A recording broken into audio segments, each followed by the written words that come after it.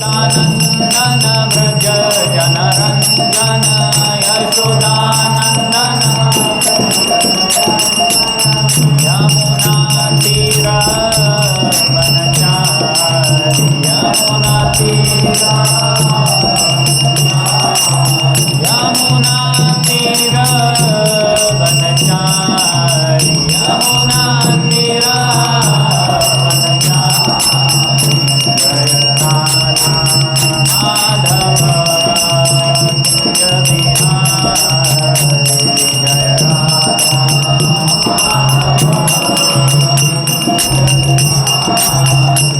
हरे कृष्णा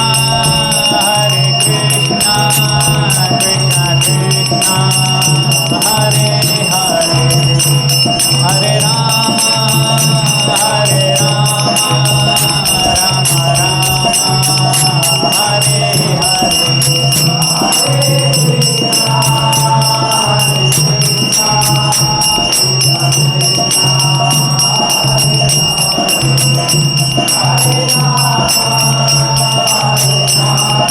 रस में क्या कर रहे हैं? हरे कृष्णा कृष्णा कृष्णा हरे हरे हरे राम राम राम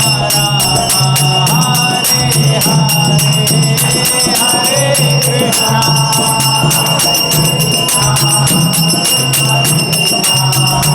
हरे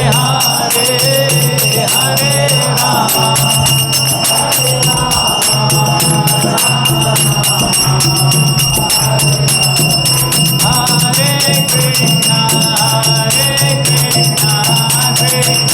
कृष्णा हरे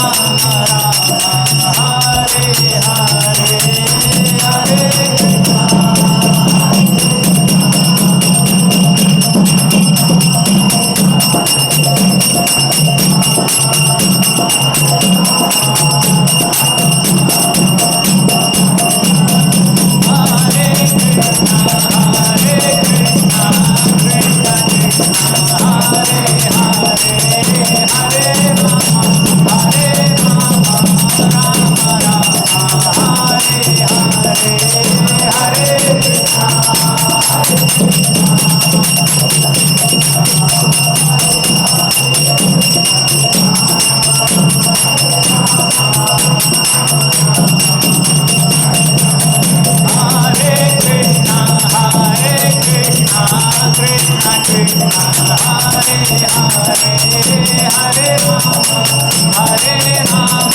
राम हरे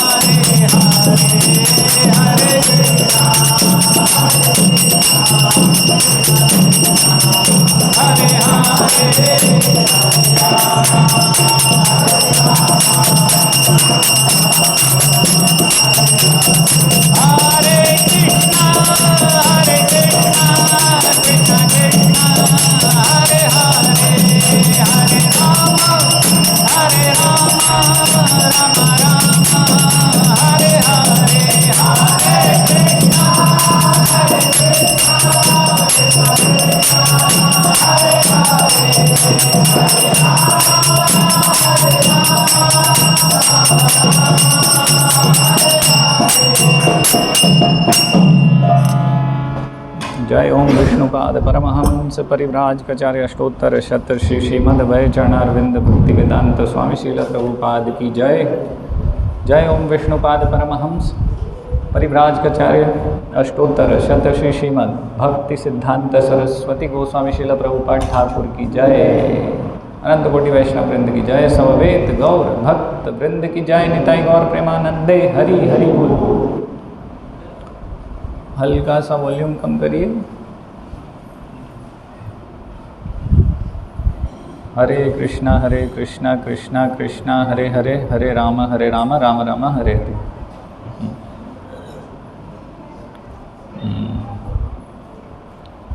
ओम नमो भगवते वासुदेवाय।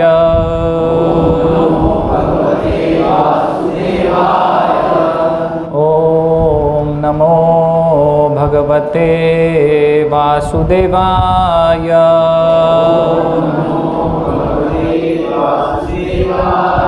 ओम नमो भगवते वासुदेवाय।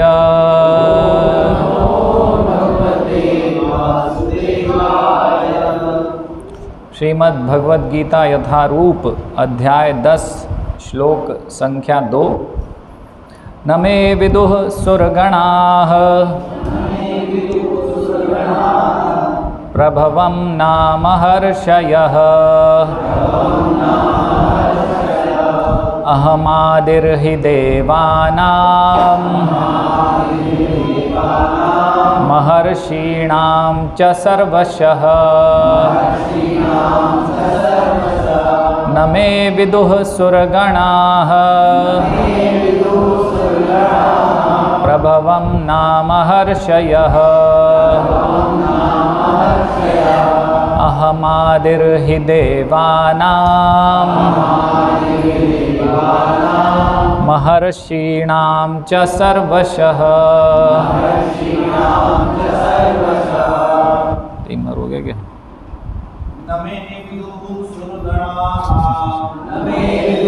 सुरगणाः प्रभवं नाम हर्षयः। अहमादिर्हि देवानां महर्षीणां च सर्वशः। न मे विदुः सुरगणाः प्रभवं नाम हर्षयः। अहमादिर्हि देवानां महर्षीणां च सर्वशः। न मे विदुः सुरगणाः प्रभवं नाम हर्षयः। अहम आदिर्हि देवानां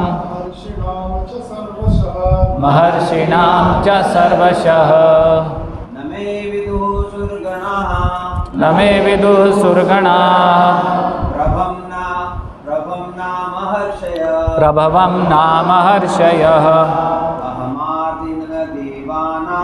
अहमादिर्हि देवानां महर्षीणां च सर्वशः। न मे विदुः सुरगणाः प्रभवं नाम हर्षयः। अहमादिर्हि देवानां महर्षीणां च सर्वशः।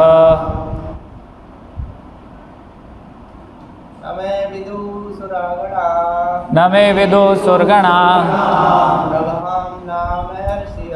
प्रभवं नाम हर्षयः। अहमादिर्हि देवानां महर्षीणां च सर्वशः। न मे विदुः सुरगणाः प्रभवं नाम हर्षयः। अहमादिर्हि देवानां महर्षीणां च सर्वशः।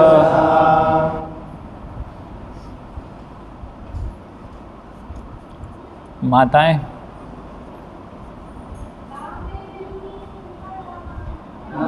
ना नहीं है, वो न है। प्रभवं नाम हर्षयः। अहम आदिर्हि देवानां महर्षीणां च सर्वशः।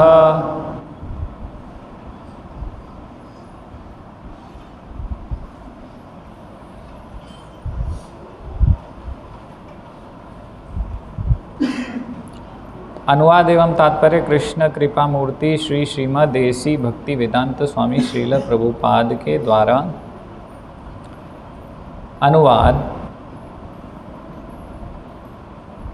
ना तो देवतागण मेरी उत्पत्ति या ऐश्वर्य को जानते हैं और ना महर्षि गण ही जानते हैं,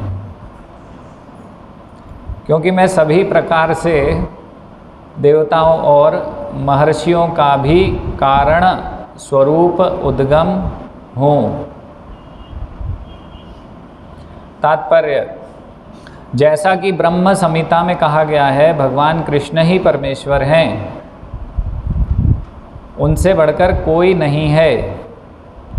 वे समस्त कारणों के कारण हैं। यहाँ पर भगवान स्वयं कहते हैं कि वे समस्त देवताओं तथा ऋषियों के कारण हैं। देवता तथा महर्षि तक कृष्ण को नहीं समझ पाते। जब वे उनके नाम या उनके व्यक्तित्व को नहीं समझ पाते तो इस क्षुद्र लोक के तथा कथित विद्वानों के विषय में क्या कहा जा सकता है। कोई नहीं जानता कि परमेश्वर क्यों मनुष्य रूप में इस पृथ्वी पर आते हैं और ऐसे विस्मयजनक असामान्य कार्यकलाप करते हैं। तब तो यह समझ लेना चाहिए कि कृष्ण को जानने के लिए विद्वत्ता आवश्यक नहीं है।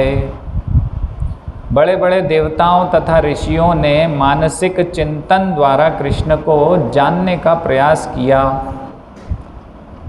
किंतु जान नहीं पाए। श्रीमद् भागवत में भी स्पष्ट कहा गया है कि बड़े से बड़े देवता भी भगवान को नहीं जान पाते। जहाँ तक उनकी अपूर्ण इंद्रियां पहुँच पाती हैं, वहीं तक वे सोच पाते हैं और निर्विशेषवाद के ऐसे विपरीत निष्कर्ष को प्राप्त होते हैं जो प्रकृति के तीनों गुणों द्वारा व्यक्त नहीं होता, या कि वे मनः चिंतन द्वारा कुछ कल्पना करते हैं, किंतु इस तरह वे मूर्खतापूर्ण चिंतन से कृष्ण को नहीं समझ सकते।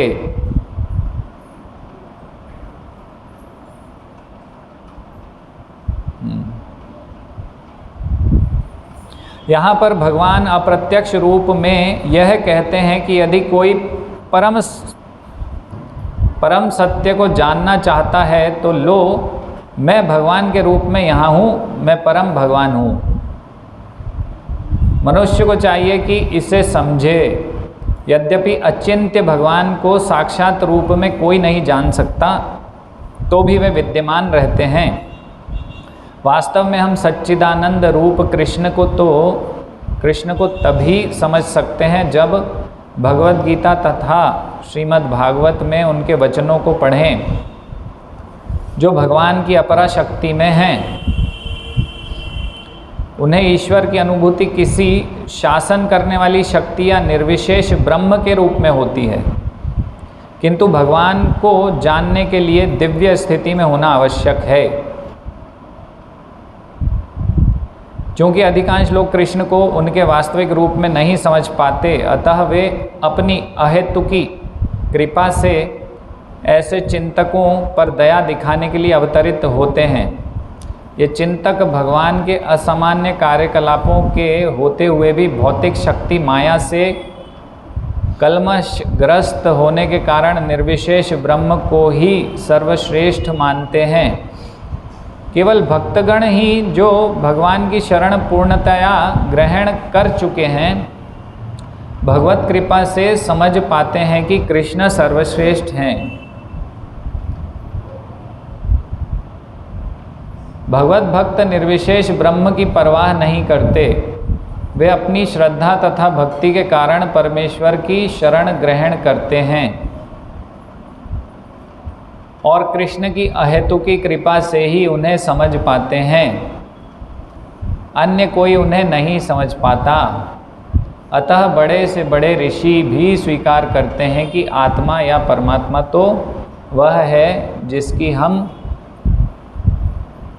पूजा करते हैं।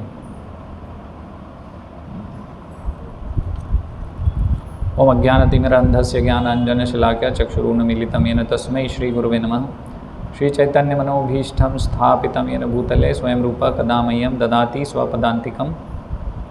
वंदेहम श्रीगुरो श्रीयुतपदकमलं श्रीगुरून् वैष्णवांश्च श्रीरूपं साग्रजातं सहगण रघुनाथान्वितं तं सजीवं साद्वैतं सावधूतं परिजनसहितं कृष्णचैतन्यदेवं श्रीराधा कृष्णपादान् सहगण ललिता श्रीविशाखान्वितांश्च नमः ओं विष्णुपादाय कृष्णप्रेष्ठाय भूतले श्रीमते भक्ति विकास स्वामिनिति नामिने नमः ओं विष्णुपादाय कृष्णप्रेष्ठाय भूतले श्रीमते भक्तिवेदांत स्वामिनिति नामिने नमस्ते सारस्वते देवे गौरवाणी प्रचारिणे निर्विशेष शून्यवादी पाश्चात्य देशतारिणे जय श्री कृष्ण चैतन्य प्रभु नित्यानंद श्री अद्वैत गदाधर श्रीवासादि गौर भक्तवृंद।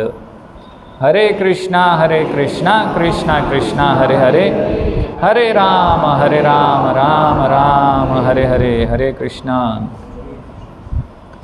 तो एक और बहुत महत्वपूर्ण श्लोक यहाँ आज चर्चा करेंगे। तो श्लोक तो सबने बहुत अच्छे से पढ़ा, अभी नहीं, काफ़ी बार रिपीट हो गया। आज सबने रुचि लेकर बोलने का प्रयास किया। तो भगवद गीता का श्लोक हम बोल तो रहे हैं, अभी अनुवाद तात्पर्य भी हमने सुन लिया है, तो थोड़ा अंदाज़ा हो गया है कि भाई क्या यहाँ पर भगवान श्री कृष्ण बताना चाहते हैं, हमें सिखाना चाहते हैं। सब अपना अपना मोबाइल चेक कर लो, मैं भी मोबाइल बंद कर दो या साइलेंट कर दो।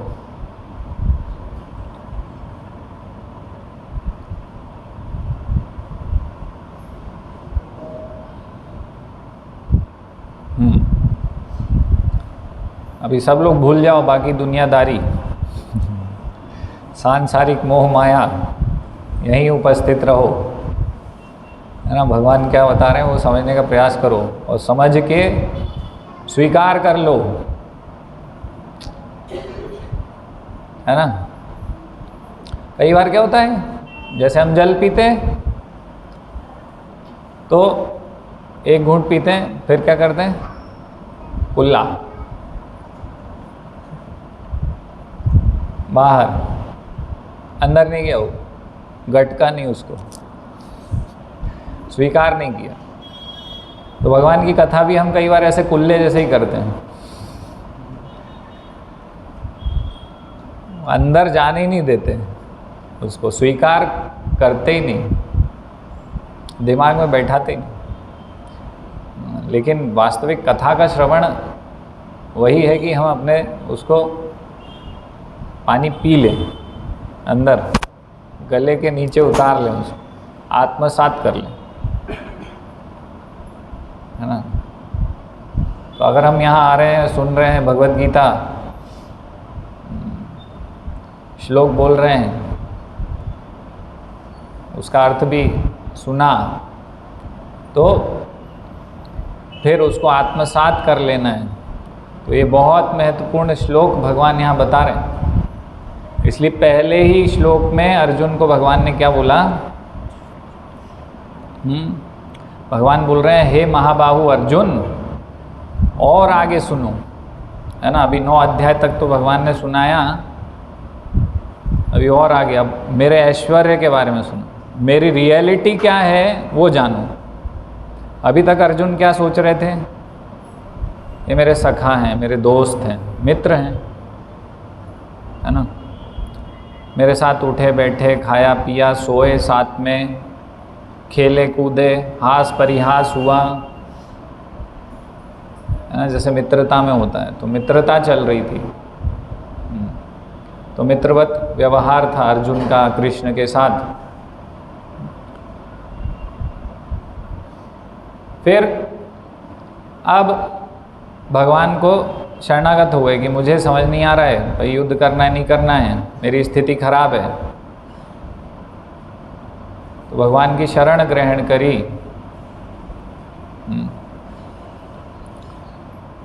भगवान की शरण ग्रहण करना यानी कि भगवान की कृपा प्राप्त करने के लिए पात्रता अर्जित करना।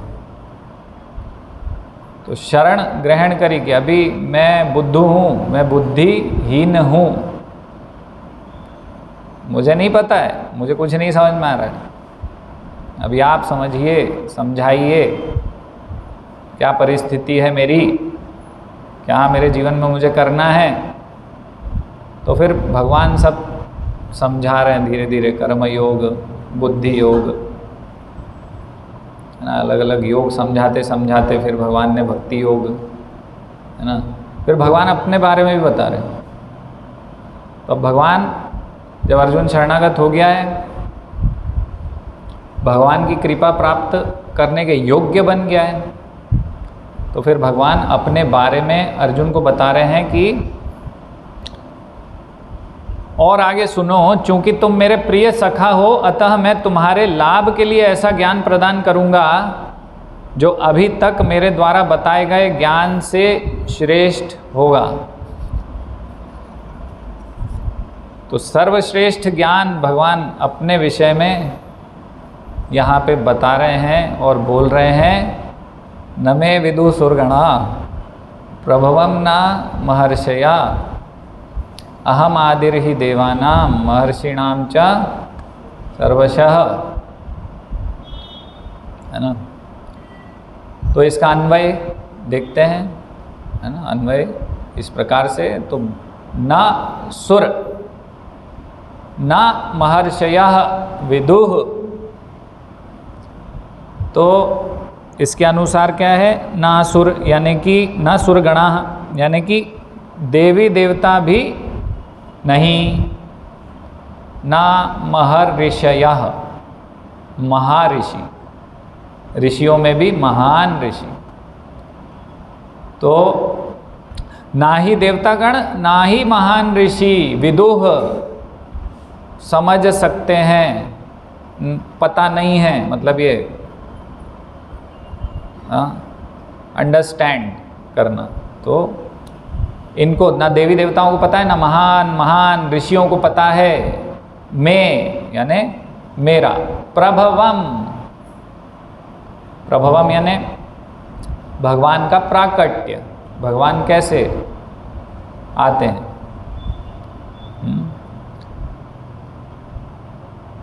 ही क्योंकि, है ना, अहम मैं, आदि यानी मैं असली स्रोत हूँ, सबसे ओरिजिनल स्रोत, मतलब मैं उनका उद्गम स्थल हूँ, है ना, इस प्रकार से स्रोत आदि है ना, देवानाम देवताओं का, महर्षियों का, देवानाम महर्षिनाम चा, है ना, तो इन दोनों का यानी देवताओं का और महर्षियों का उद्गम, है ना, सर्वशः, सर्वशः यानी इन एवरी रिस्पेक्ट, यानी कि हर तरीके से, है ना। तो इस प्रकार से यहाँ बताना चाह रहे हैं भगवान की ना तो देवतागण मेरी उत्पत्ति या ऐश्वर्य को जानते हैं और ना महर्षिगण ही जानते हैं, क्योंकि मैं सभी प्रकार से देवताओं और महर्षियों का भी कारण स्वरूप उद्गम हूँ। तो अभी तक हमने क्या क्या सुना था,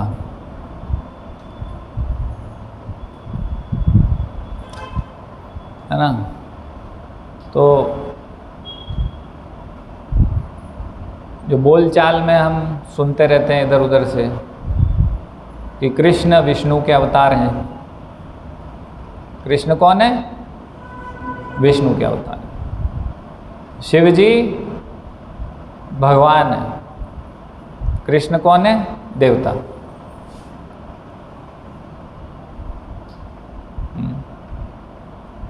जैसे अन्य देवी देवता हैं तो वो सब कृष्ण के समतुल्य हैं, हम ये समझते हैं, है ना। कोई बोलता है कि महापुरुष हैं कृष्ण, थोड़ा बलवान थे। कोई बोलता है कि भाई थोड़ा सा उनको कुछ विद्याएं थी, चमत्कार दिखाते थे। जैसे हम प्रचार करते ना कि कृष्ण भगवान है, तो हाँ हाँ ठीक है, हम भी मानते हैं एक महापुरुष थे, ऐसा बोलते हैं। लेकिन कृष्ण यहाँ पे सबका खंडन कर रहे हैं। इन सब जो जन सामान्य में जो लोग समझते हैं ना, जिनकी समझ है, तो उस समझ का यहाँ कृष्ण खंडन कर रहे हैं और बोल रहे हैं कि ये तुम्हें मैं बहुत, है ना, पहले श्लोक में क्या बोल रहे हैं, तुम्हारे लाभ के लिए मैं ऐसा ज्ञान प्रदान करूंगा जो अभी तक मेरे द्वारा बताए गए ज्ञान से श्रेष्ठ होगा। तो श्रेष्ठतम ज्ञान दे रहे हैं भगवान यहाँ अपने विषय में, और बता रहे हैं कि मुझे देवी देवता भी नहीं समझ सकते हैं, ऋषि मुनि भी नहीं समझ सकते हैं, है ना, और मेरा उद्गम उत्पत्ति कैसे हुई ये नहीं समझ सकते हैं, और इनका उद्गम मुझसे हुआ है। तो सारे जो देवी देवता हैं, 33 करोड़ देवी देवता, उनका उद्गम कौन है? भगवान श्री कृष्ण बोल रहे हैं कि मैं उद्गम, है ना। तो ये श्रेष्ठतम ज्ञान भगवान आपको देना चाहते हैं, हम सबको भगवान बताना चाहते हैं। भगवान ने ये भी बोला कि तुम्हारे लाभ के लिए बता रहा हूँ ये,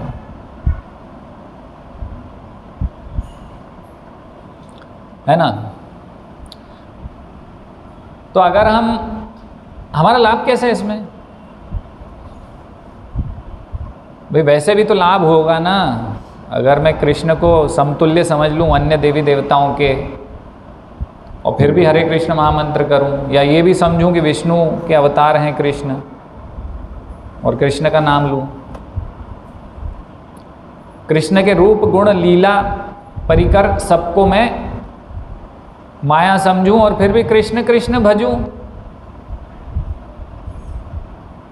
और ये समझूं कि कृष्ण तो किसी अव्यक्त ब्रह्म ज्योति से उत्पन्न होके अभी एक मनुष्य रूप लेकर आए हैं। इस समझ से भी मैं कृष्ण कृष्ण भज सकता हूं। मैं नहीं मानूं पूर्ण पुरुषोत्तम भगवान है, एकमात्र कृष्ण, एकला ईश्वर कृष्ण, जैसे चैतन्य महाप्रभु बता रहे हैं ना, एकला ईश्वर कृष्ण आर सब भृत्य, यानी कि सभी कृष्ण के दास हैं, केवल कृष्ण एकमात्र ईश्वर है, ये नहीं मानूं और मैं भगवान का नाम भजूंगा, मतलब जो भगवान बता रहे हैं उसके विपरीत मैं करूं, तो क्या मुझे लाभ नहीं होगा? भगवान बोल रहे हैं तुम्हारे लाभ के लिए मैं भी सबसे श्रेष्ठ ज्ञान बताता हूँ कि मैं देवी देवताओं का स्रोत हूँ, मैं आदि हूँ, महर्षियों का आदि मैं हूँ, मुझे वो तक नहीं समझ पाते। तो भगवान की इस बात को मान के अगर हम भगवान का नाम जप कीर्तन करते हैं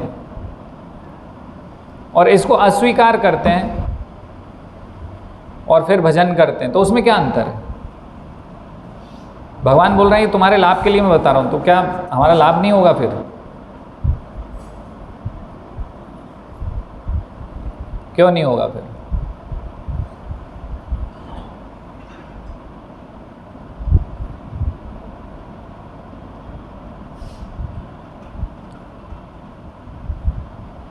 क्यों नहीं होगा?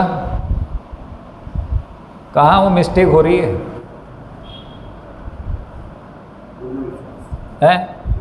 हाँ, पूर्ण विश्वास नहीं है हमें भगवान पे, भगवान की बात पे, है ना। हम किस प्रकार के पुत्र हैं, है ना। जैसे हम उस दिन उदाहरण दे रहे थे ना उनको, कि जैसे कि मैं बोलता हूँ पिताजी से प्रणाम पिताजी, जब भी पिताजी दिखते हैं बोलता हूँ प्रणाम पिताजी, या दंडवत कर देता हूँ बिल्कुल लेट के, प्रणाम पिताजी। पिताजी सोचते बहुत अच्छा बच्चा है, तो अच्छा बेटा पानी पिलाना मुझे, प्रणाम पिताजी। अरे बेटा पानी पिलाने का बोल रहा हूँ, प्रणाम पिताजी। अरे तुम सुन नहीं रहे, मेरी बात नहीं मानते, प्रणाम पिताजी। तो मतलब हम प्रणाम तो कर रहे हैं उनको ऊपरी, लेकिन उनकी कही ना समझना है ना सुनना है। तो ऐसे पुत्र को क्या बोलेंगे आप? प्रणाम कर रहा है वो तो दंडवत करता है, क्या बोलेंगे बताइए ऐसे पुत्र को? है ना, तो अच्छा पुत्र नहीं है वो, तो अच्छा पुत्र नहीं है तो फिर पिताजी का चहेता होगा नहीं हो। उसके लिए उसको पिताजी की बात मानना पड़ेगी, उसको समझना पड़ेगा कि पिताजी प्रसन्न कैसे होंगे। भाई पानी पिलाओ, जैसा वो चाहते हैं वैसा करो, वैसा मानो, वैसा स्वीकार करो, वैसा मानो। तो इसीलिए भगवान बोल रहे हैं यहाँ पर कि मैं आदि हूँ, तो उससे हमारा कल्याण होगा कि कृष्ण को पूर्ण पुरुषोत्तम भगवान माने, देवी देवताओं से ऊपर माने, क्योंकि कृष्ण खुद अपने आप को देवी देवताओं से ऊपर यहाँ बता रहे हैं। परम सत्य ज्ञान दे रहे हैं यहाँ पर। और दूसरी चीज ये है कि जैसे पद्म पुराण में बताया ना 10 नाम अपराध, तो नाम अपराध करते हुए अगर हम भगवान का नाम लेंगे तो क्या होगा? हमारी प्रगति होगी नहीं होगी। तो नाम अपराध करेंगे तो दूसरा नाम अपराध क्या है? शिव ब्रह्मा आदि देवी देवताओं को भगवान के समतुल्य समकक्ष समझना और स्वतंत्र समझना देवी देवताओं को भगवान श्री कृष्ण से, तो दूसरा नाम अपराध होगा। नाम अपराध होगा तो फिर हम उस तीव्रता से शुद्ध नहीं होंगे, है ना। वो प्रेम हमारे हृदय में जागृत नहीं होगा, कृष्ण प्रेम। और जिसको कृष्ण प्रेम नहीं है, क्या वो कृष्ण लोक को जा सकता है? नहीं जा सकता, है ना। कृष्ण प्रेम को विकसित करना होगा, तभी हम कृष्ण को प्राप्त कर सकते हैं, अन्यथा हम कृष्ण को प्राप्त नहीं कर सकते। कृष्ण प्रेम के बिना कृष्ण लोक को प्राप्त नहीं कर सकते हैं। वो प्रेम के स्तर को प्राप्त करना ही पड़ेगा, है ना। कितने स्तर होते हैं? आदौ श्रद्धा, ततो साधु संगो, भजन क्रिया, है ना। क्या क्या है बताइए? अनर्थ निवृत्ति, साधु संग, है ना। श्रद्धा होगी, फिर साधु संग होगा, फिर अनर्थ निवृत्ति होगी, फिर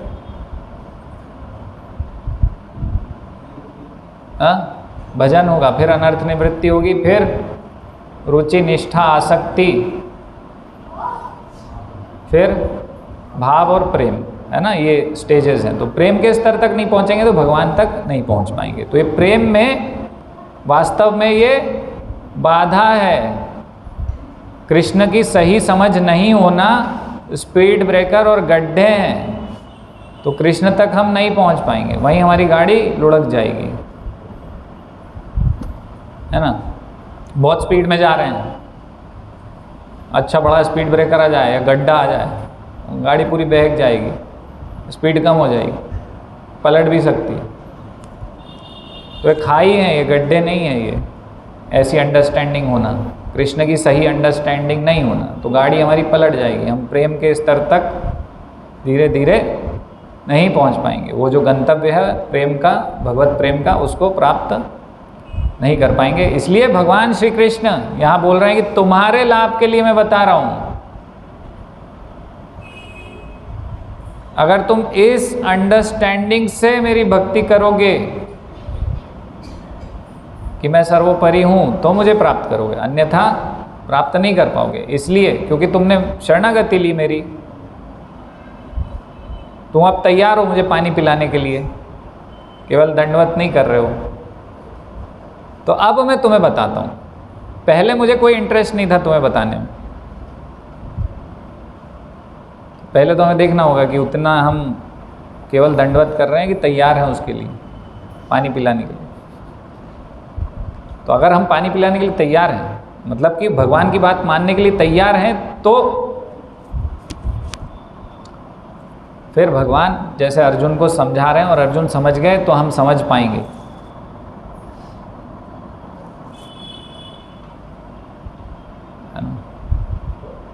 तो भगवान की कृपा से हम समझ सकते हैं भगवान को। तो यहाँ हमने बोला कि अर्जुन कृपा प्राप्त करी शरणागत होकर, है ना। तो श्रीमद् भागवतम में बताया ना, अथापि ते देव पदाम्बुजद्वय प्रसाद लेशानुग्रहित एव ही जानाति तत्वं भगवन् महिम न चान्य क्वपि चिरम विचिन्वन। तो यहाँ श्रील प्रभुपाद अपने तात्पर्य में भी बता रहे हैं कि बहुत सारे विद्वान हैं, तो विद्वत्ता तो देवी देवताओं में और महर्षियों में ज़्यादा होगी हमसे। हम जो भगवान के विषय में चिंतन करते रहते हैं कि भगवान कौन है, क्या है, वास्तविकता क्या है, साकार है, निराकार है, ये है, वो है, मुझे तो समझ में नहीं आता कुछ। नेति नेति नेति, ना इति ना इति ना इति, ये भी नहीं है, वो भी नहीं है, वो भी नहीं है, तो कुछ नहीं, निराकार है। अरे भैया अपना दिमाग क्यों लड़ा रहे हो, भगवान तो खुद ही अपने बारे में बता रहे ना। और वैसे भी श्रीमद् भागवत बोल रहा है ना चान्य कोपि चिरम विचिन्वन, तुम चिरकाल तक अपना चिंतन लगाते रहो, बैठ के सोचते रहो, तपस्या करते रहो, महान साधु बन जाओ, महर्षि बन जाओ, तुम्हें समझ में आने वाला नहीं है। वैसे भी उसके लिए क्या चाहिए, प्रसाद लेश अनुग्रह, प्रसाद लेशानुग्रहित एव ही तब जानाति तत्वम, तब वो तत्व को समझ पाओगे। भगवान श्री कृष्ण के जो 2 चरण पकड़े और उनके चरणों की कृपा मिली, उसके बिना कोई कल्याण नहीं होगा तुम्हारा, नहीं समझ पाओगे। सोचते रहो, करते रहो तपस्या, मत मानो बात, मत पिलाओ पानी। हाँ, तो यहाँ इसलिए श्रील प्रभुपाद बोल रहे हैं कि भाई इससे काम नहीं बनेगा, भगवान की कृपा चाहिए, उससे समझ पाओ। तो ये इसका श्लोक का एक समझ है कि भगवान यहाँ बताना चाह रहे हैं हमारे कल्याण के लिए कि मैं सर्वश्रेष्ठ हूँ, इसको स्वीकार करो, इसको समझो। तो देवी देवता कौन है? देवी देवता यानी कि जैसे सूर्य है, चंद्र है, इंद्र हैं, ब्रह्मा, तो ये क्या है, देवी देवता है। दुर्गा जी, तो ये सब देवी देवता हैं। इनके पास कितनी पावर है? ये कहीं भी जैसे कि वो दिखाते हैं टीवी में, इधर से झन्न, उधर प्रकट हुए एकदम से झन्न, है ना। उनके पास मिस्टिक पावर्स होती हैं, नहीं, यौगिक शक्तियाँ और सब महान शक्तियाँ होती हैं। अभी हम सोचेंगे सूर्य के पास कितनी शक्ति है, आप सोचो, है ना। हम एक छोटा सा न्यूक्लियर बम बनाते हैं, उससे कितनी तबाही हो जाती है, शहर के शहर उड़ जाते हैं पूरे बड़े बड़े। आप सोचोगे वो तो एक उसका कितना भाग है जो वहाँ पर हाइड्रोजन का और जो वो सब चल रहा है रिएक्शन, चेन रिएक्शन, उसमें कितनी पावर है। 1 सेकंड में जो पृथ्वी पर ऊर्जा आती है सूर्य की, वो पता नहीं कितने सालों तक हमारे जो इस पृथ्वी ग्रह की जो ऊर्जा की रिक्वायरमेंट है उसको पूरा कर सकती है। बहुत ज़्यादा शक्ति है सूर्य में, है ना। ये भौतिक स्तर पे हम सोच रहे हैं, आध्यात्मिक स्तर पे सोचेंगे तो जो देवता है सूर्य, उनके पास बहुत बल है ना। तो देवी देवता मतलब कि स्पेस में ट्रैवल कर सकते हैं, क्या बोलेंगे हिंदी में इसको, आकाश में इधर से उधर जा सकते हैं, नहीं, और बहुत ज़्यादा शक्ति होती है उनमें, उनके अलग अलग रूप ले सकते हैं वो, तो बहुत शक्तिशाली होते हैं देवी देवता। तो पुराणों में, वेदों में बहुत देवी देवताओं के बारे में बताया गया है। वेदों में तो विशेष लोग यही बोलते हैं, इसलिए कृष्ण को परम नहीं मानते कि वेदों में, वेदों की ऋचाओं में तो पूरा देवी देवताओं का ही वर्णन है, उनके यज्ञ, ऐसा करो वैसा करो, है ना। तो क्यों दिया है ये वेदों में देवी देवताओं के बारे में या शास्त्रों में पुराणों में देवी देवताओं के बारे में? वो इसलिए दिया है कि हम उनकी पावर जान के, उनकी शक्ति जान के उनको आदर सम्मान प्रदान करें। तो देवी देवताओं को अगर आदर सम्मान प्रदान करना है तो फिर यहाँ भगवान श्री कृष्ण बोल रहे हैं कि मैं देवी देवताओं का उद्गम है, मुझसे देवी देवता आते हैं। तो आप सोचिए, इसीलिए देवी देवताओं को आदर सम्मान देने के लिए उनका वर्णन है।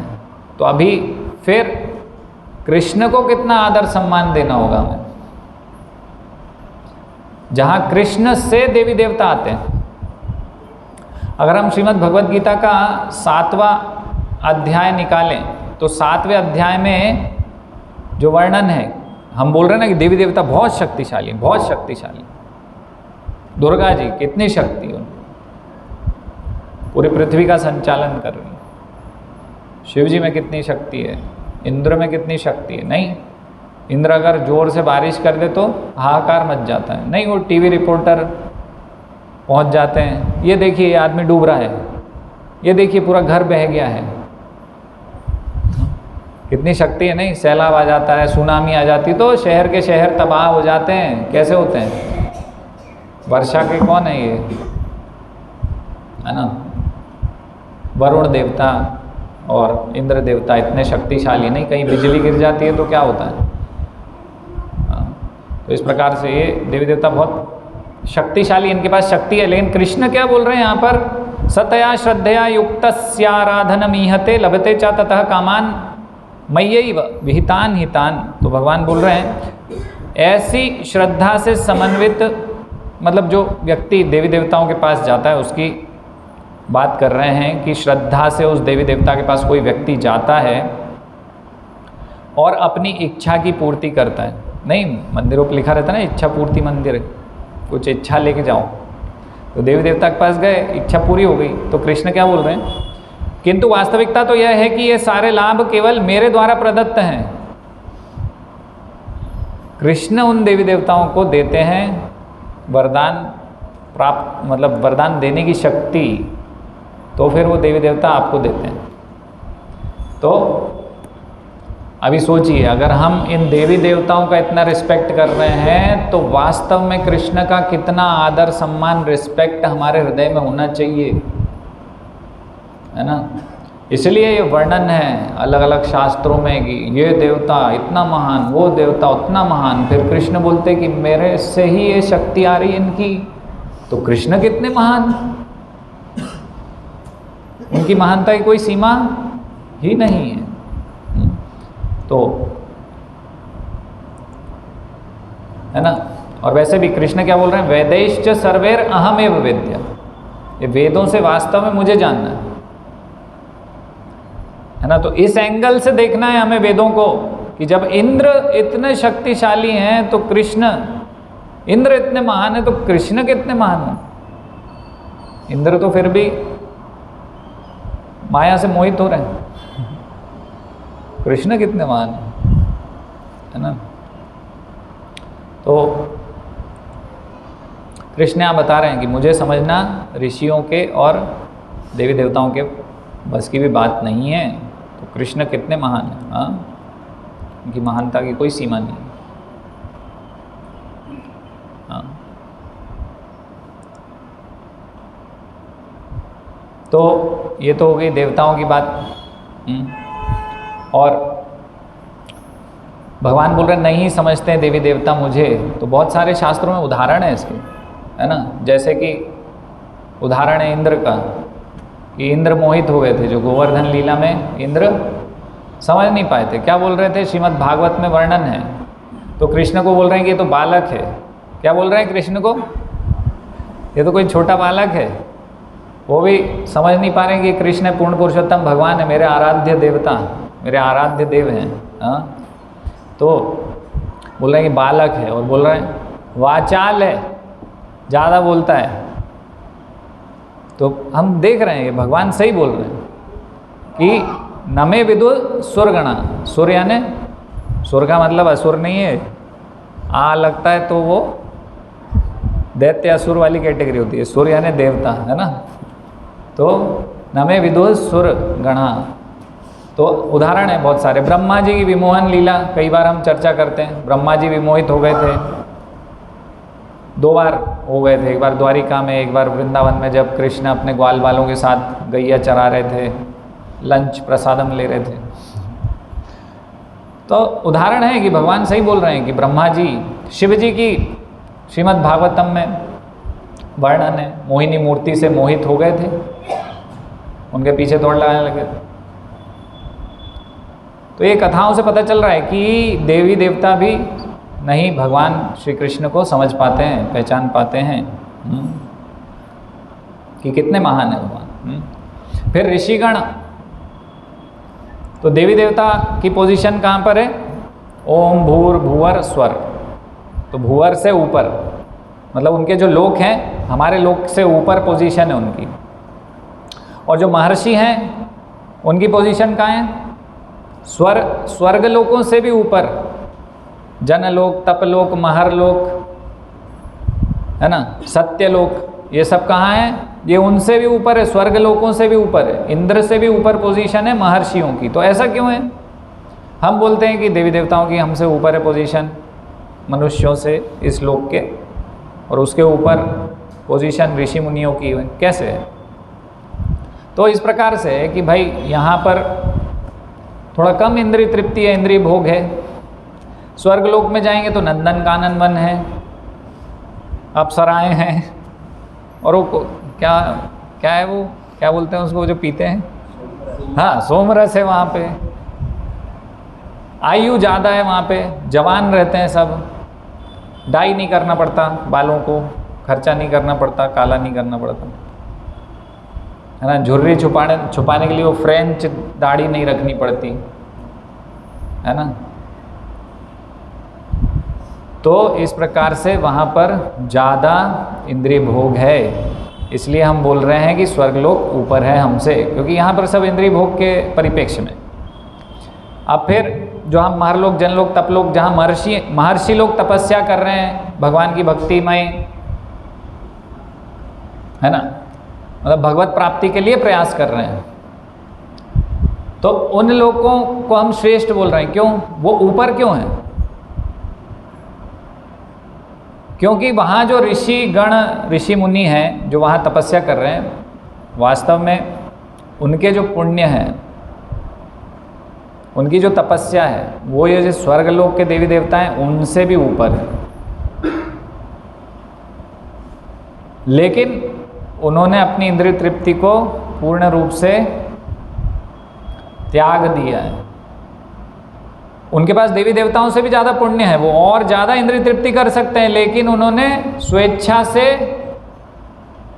वो जो इंद्रिय तृप्ति है उसको त्याग दिया, उसको छोड़ दिया है, इसलिए वो उनसे भी महान है, इसलिए वो उनसे भी ऊपर हैं, उनसे भी ऊपर लोक हैं उनके, है ना।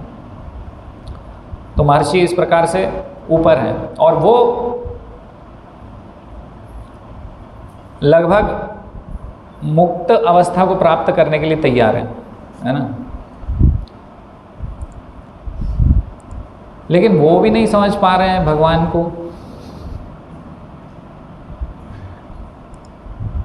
है ना। तो भगवान वराह जब नाक से निकले थे ब्रह्मा जी की, और जब भी वो मोहित हो गए थे कि ये क्या निकला मेरी नाक से, समझ नहीं पा रहे थे कि ये भगवान निकले, तो बाद में समझ में आई थी, है ना। तो ब्रह्मा जी का लोक है ना सबसे ऊपर इस भौतिक जगत में जो हम बात कर रहे हैं। तो ये भी नहीं समझ पाते हैं ऋषि मुनि, क्यों नहीं समझ पाते हैं कृष्ण को, है ना। तपस्या करते हैं जो लोग,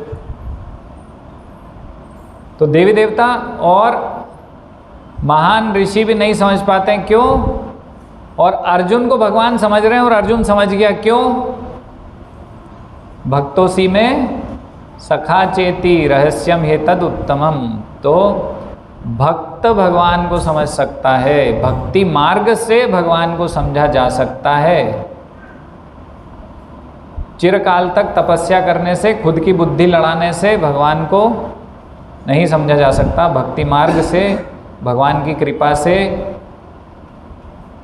भक्तों की कृपा से भगवान को समझा जा सकता है। भक्त्या माम अभिजानाति यावन याश चास्मि तत्वतः। तो भक्ति मार्ग से भगवान को समझा जा सकता है। जैसे अर्जुन भगवान की भक्ति कर रहे हैं तो भगवान को समझ पाएंगे, भगवान के इस श्लोक को ग्रहण कर पाएंगे, है ना।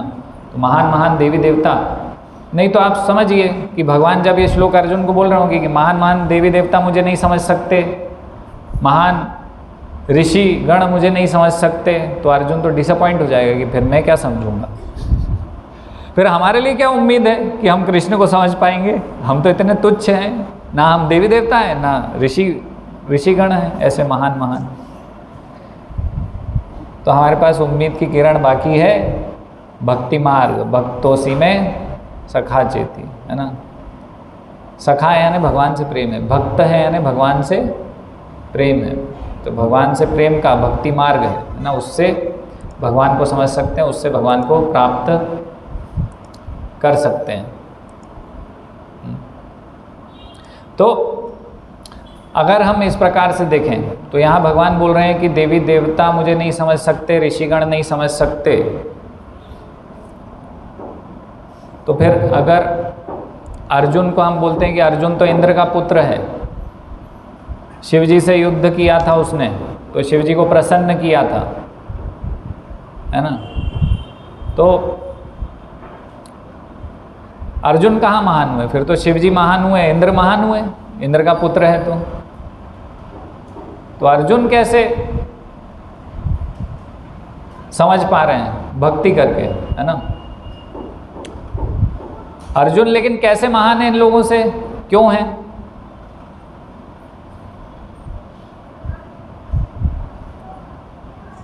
क्योंकि अर्जुन कृष्ण के कंधे पे हाथ रख सकते हैं। क्या शिव जी रख सकते हैं? कोई फोटो ऐसी देखी? नहीं रख सकते।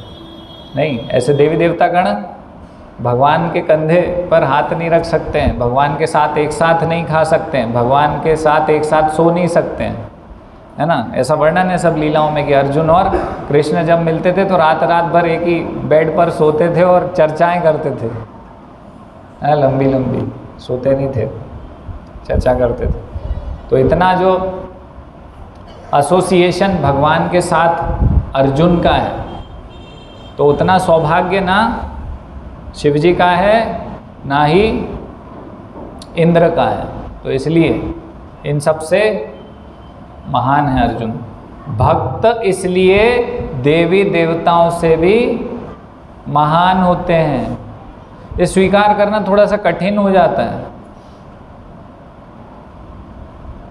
शुद्ध भक्त जो हैं वो भगवान से, भगवान के इतने क्लोज होते हैं, है ना। जैसे हम गोलोक चार्ट देखेंगे तो भगवान के पास देवी देवता नहीं है कहीं भी, वो तो भौतिक जगत में। तो क्लोज कौन हुआ? देवी देवता नहीं है, भगवान से क्लोज हैं, भगवान के सबसे प्रिय हैं भक्तगण। देवी देवताओं से महान है भक्त, देवी देवताओं से ऊपर पोजीशन है भक्तों की। जैसे श्रील प्रभुपाद की पोजीशन हम ऐसा नहीं समझ सकते हैं कि देवी देवताओं से कुछ समकक्ष या नीचे है। भगवान के शुद्ध भक्त की पोजीशन हमेशा ऊपर होती है ना। तो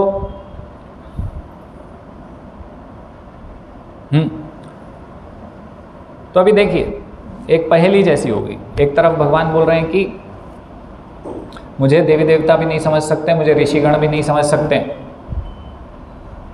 है ना। तो फिर कौन समझ सकता है भगवान को, है ना। और भगवान दूसरी तरफ यहाँ बता रहे हैं भगवत गीता कि हम भगवान को समझें। तो अब भगवान को समझने के लिए भगवान भगवत गीता बोल रहे हैं, लेकिन भगवान ये बोल रहे हैं भगवत गीता में कि महान ऋषिगण भी नहीं समझ सकते हैं और देवी देवता भी नहीं समझते हैं। तो अभी इसको कैसे हम समझें फिर, है ना। एक पहेली जैसी होगी कि कैसे, तो क्यों नहीं समझ पाते हैं उसका एक और कारण है देवी देवता। और भक्ति से कैसे हम भगवान को समझ लेते हैं, क्योंकि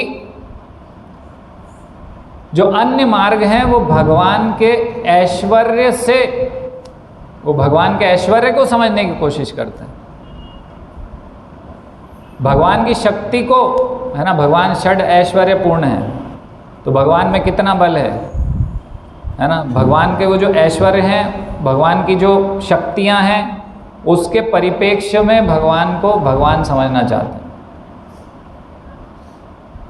तो भगवान में कितनी शक्ति है, ये तो श्रीमद् भागवतम में बताया जा रहा है कि भगवान को ही नहीं पता है। भगवान जब अपनी शक्ति का आकलन करते हैं तो उनकी शक्ति का उस समय और विस्तार हो जाता है। तो वो भगवान खुद नहीं समझ पाते कि मेरे अंदर कितनी शक्ति है, मेरे कितना ऐश्वर्य है। तो अगर हम उस मार्ग से जाएंगे, भगवान के ऐश्वर्य को कैलकुलेट करने का प्रयास करेंगे, तो हम उसको नहीं समझ पाएंगे, भगवान को हम नहीं समझ पाएंगे कि भगवान की महानता हम उस प्रकार से नहीं समझ पाएंगे। तो फिर कैसे समझ पाएंगे? भगवान की हम छोटी छोटी चीज़ें नहीं समझ पाते। जैसे कि हम सबसे छोटी चीज़ लें, अणु, है ना। अणो रणियान महतो महियान, भगवान महान से महान, बड़ी से बड़ी चीज़ हैं, ब्रह्मांड पूरा। और फिर अणोरणियान यानी कि एक अणु भी है भगवान। तो हम देखते हैं कि साइंटिस्ट लोग अगर पूरा अपना जीवन दे देते हैं तो भी एक अणु को नहीं समझ पाते। तो भगवान इतने महान हैं कि अगर उनकी महानता हम उनके इस ऐश्वर्य से समझने का प्रयास करेंगे तो हमारे कई जीवन छोटे पड़ जाएंगे, है ना। तो इस प्रकार से भगवान को समझने का प्रयास नहीं करते। भक्त केवल भगवान से क्या करते हैं? प्रेम करने का प्रयास करते हैं, उससे भगवान को समझते हैं, है ना। उससे भगवान को समझा जा सकता है, प्रेममय आदान प्रदान से, है ना। उससे भगवान कृपा करेंगे। वैसे तो भगवान को समझना असंभव है, लेकिन हमारी छोटी बुद्धि से अगर हम भगवान की प्रेममयी सेवा करते हैं तो भगवान थोड़ी बुद्धि देते हैं कि जितनी बुद्धि है उतना हम भगवान को समझ सकें। तो ऐसा नहीं है, मतलब इसमें ऐसा भी नहीं है कि भगवान को समझना ही नहीं है, क्योंकि भगवान को तो समझा नहीं जा सकता। महान महान लोग नहीं समझ पा रहे तो हम भी नहीं समझें। तो भगवद गीता पढ़ने की आवश्यकता क्या है? मत पढ़ो। हमारी छोटी बुद्धि से जो छोटा थोड़ा ज्ञान हम अर्जित कर सकते हैं भगवान के बारे में, तो उसको अवश्य करना है ना।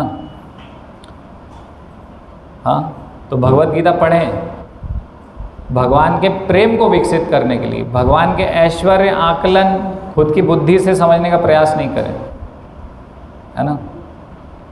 जब करें तो भगवत प्रेम के लिए जप करें, उससे हम भगवान की कृपा से भगवान जितना मतलब हमारा पात्रता है उतना हमें समझाएंगे अपने विषय में। पूर्ण रूप से भगवान को समझना असंभव है ना, तो इसलिए। और वैसे भी कृष्ण हम देख रहे हैं, कृष्ण इसकी ये नहीं देखते कि कौन ज़्यादा ज्ञानी है मेरे विषय में, किसको ज़्यादा ज्ञान है, मेरा ऐश्वर्य कौन समझा है, मैं कितना महान हूँ, मेरे षड ऐश्वर्यों को किसने समझा है, वो मेरा प्रिय है। नहीं, भगवान से जो प्रेममयी आदान प्रदान करता है भगवान, उसका भाव देखते हैं। भावग्राही जनार्दन, है ना। सारी लीलाओं में यशोदा मैया क्या कर रही हैं? भगवान के ऐश्वर्य को देख रही हैं क्या? अर्जुन ने तो जब भगवान का ऐश्वर्य देखा तो हाथ जोड़ लिया, भगवान या आप जो अगला जो जैसे 11वां चैप्टर है भगवत गीता का, वो विराट रूप का है। तो अर्जुन ने बोला नहीं, मुझे नहीं देखना आपका विराट रूप, आप तो वही जो द्विभुज आपका रूप है वही दिखाइए मुझे, बस कृष्ण रूप। क्यों? क्योंकि आपके ऐश्वर्य से मैं इम्प्रेस नहीं हूं इससे, ये मेरे लिए छोटी मोटी चीज़ है और मुझे इससे रुचि नहीं है। आप तो मेरे मित्र हो, मित्रता में मैं आपसे आदान प्रदान करूंगा प्रेममयी, वो चाहिए मुझे। तो भगवान भी वही देखते हैं, है ना, कि कौन मेरे से प्रेममयी आदान प्रदान करना चाहता है। और उसी प्रकार से भगवान फिर आदान प्रदान करते हैं, जैसे यशोदा मैया है ना। तो बड़े बड़े ब्रह्मा जी, इनका सिर चकरा गया, कृष्ण को समझ नहीं पाए कि ये क्या हो रहा है ना। तो भगवान का ऐश्वर्य तो असीमित है, उससे हम भगवान को नहीं समझ पाएंगे। तो भगवान को प्रेम करके, भगवान से इस प्रकार से आदान प्रदान करके, सेवा करके, प्रेम का अर्थ क्या है? जहाँ भी प्रेम होगा वहाँ सेवा होगी। तो सेवा, इसलिए भक्त यहाँ पर सेवा करते हैं। अभी जन्माष्टमी है, बहुत सारी सेवाएं हैं। तो जिसे वास्तव में प्रेम होगा तो वो पानी पिलाएगा, है ना, दंडवत करके नहीं भग जाएगा। तो मंदिर आते हैं हम लोग, क्या करते हैं? प्रणाम राम किया डायरेक्ट भगवान को, और देखा कि यहाँ तो झाड़ू पोछा लग रहा है, चलो यार पतली गली से। तो ये वही हुआ कि दंडवत किया, पानी नहीं पिलाया। लेकिन जो हर चीज़ के लिए तैयार है भगवान के लिए, कि सेवा करनी है भगवान की, सेवा भी करूँगा, तो वास्तव में उसे भगवान से प्रेम है और भगवान उससे प्रेम करेंगे, भगवान उससे आदान प्रदान करेंगे, है ना। जैसे जो पुत्र पानी नहीं पिला रहा है तो पिता तो उससे ज़्यादा आदान प्रदान नहीं कर पाएंगे। लेकिन कोई पुत्र उनकी बात सुन रहा है, पानी पिला रहा है, सब कर रहा है, मतलब जो भी सेवा है उनकी बात मान रहा है, तो उससे बहुत प्रेम से आदान प्रदान करेंगे, इस प्रकार से। तो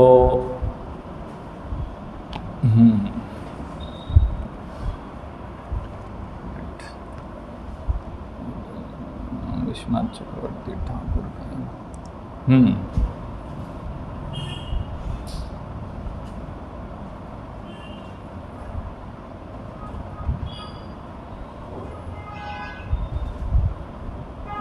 विश्वनाथ चक्रवर्ती ठाकुर अपनी टीका में बता रहे हैं, तो बहुत सरल सी बात है वैसे। तो बोल रहे हैं कि क्यों नहीं समझ पाते देवी देवता महर्षिगण भगवान का प्रभव, प्र यानी कि जन्म, भव यानी कि जैसे देवकी से आए भगवान श्री कृष्ण, है ना। तो पूरी लीला श्री कृष्णा बुक में है, दशम स्कंद में है, भगवान कैसे जन्म लेते हैं, वास्तव में भगवान कैसे प्रकट होते हैं। हमारे जैसे जन्म नहीं लेते भगवान प्रकट होते हैं। तो विश्वनाथ चक्रवर्ती ठाकुर बता रहे हैं कि क्यों नहीं समझ पाते भगवान का जन्म, प्रकट होना, देवी देवता और ऋषिगण, क्योंकि जैसे कि पुत्र कैसे हुआ ये पिता को पता रहता है पूरा, क्योंकि उन्हीं के सामने हुआ, है ना। लेकिन जरूरी नहीं है पुत्र को पता हो कि पिताजी कैसे पैदा हुए थे, प्रकट हुए थे, है ना। सरल सी बात बता रहे हैं विश्वनाथ चक्रवर्ती ठाकुर, इसीलिए, है ना, पिता से आए हैं भगवान श्री कृष्ण से देवी देवता आए हैं, महर्षिगण आए हैं, तो उनको पता है कि कैसे हुआ है ये, उसके सारे इंट्रिंसिक्स सब पूरा गणित उनको पता है। लेकिन पुत्र को नहीं पता है कि पिताजी कब कहाँ कैसे हुए थे, कहाँ किस अस्पताल में कब, है ना। पिता ने देखा है तो पिता को पता है। तो इस प्रकार से विश्वनाथ चक्रवर्ती ठाकुर बता रहे हैं। और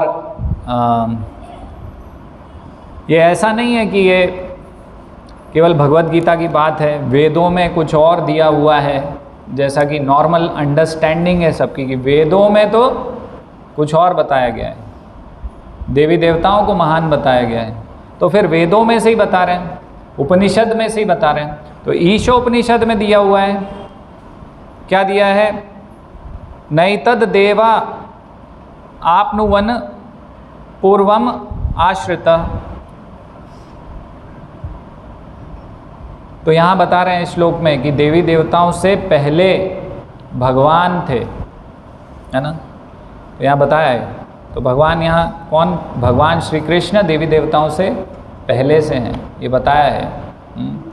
तो हमें लगता है कि फिर कैसे हम समझ सकते हैं कि देवी देवता कृष्ण से महान है ना। अभी देखिए दूसरा श्लोक ऋग्वेद का है, तो यहाँ बता रहे हैं को अध वेद का इह प्रवोकत कुत अजाता कुत इयम विसृष्टि। तो इस प्रकार से पूरा श्लोक है, लंबा है, मैं उसका अर्थ समझाने का प्रयास करता हूँ। यहाँ बता रहे हैं कि भाई किसको पता है और कौन इसको क्लेम कर सकता है कि ये जगत कहाँ से प्रकट हुआ है? क्यों? क्योंकि देवता भी इस सृष्टि के होने के बाद आए हैं। ये ऋग्वेद में दिया है। क्या दिया है? देवी देवता भी ये सृष्टि के बाद उत्पन्न हुए हैं, है ना। इसलिए ये जो सृष्टि हुई है उसका अता पता देवी देवताओं को भी नहीं है ठीक से, है ना। और भगवान श्री कृष्ण यही बता रहे हैं कि मैं आदि हूँ, देवी देवता तो बाद में मुझसे आए हैं। समझ रहे हैं? तो ये वेदों में भी इस प्रकार से वर्णन है कि भगवान पहले से ही थे। देवी देवता यहाँ तक कि सृष्टि होने के बाद उत्पन्न होते हैं, और सृष्टि होने के पहले भी भगवान कृष्ण थे। ये सब श्रीमद् भागवत में वर्णन है। और सृष्टि जब प्रलय हो जाएगी कुछ समय के लिए, है ना, ये प्रलय व्यक्तो व्यक्तात अव्यक्तो व्यक्तात। तो ये जगत कैसा है? व्यक्त होता है, अव्यक्त होता है। सृष्टि होती है, फिर से विलीन हो जाती है भगवान में, प्रलय हो जाता है। तो इस प्रकार से है कि भगवान श्री कृष्ण ये सृष्टि होने के पहले थे और ये प्रलय हो जाएगा, उसके बाद भी भगवान श्री कृष्ण रहेंगे। तो ये साइंस हम छोटी बुद्धि से ग्रहण नहीं कर पाते हैं, लेकिन इसको स्वीकार कर लेना चाहिए। हरे कृष्णा। किसी को कोई प्रश्न है?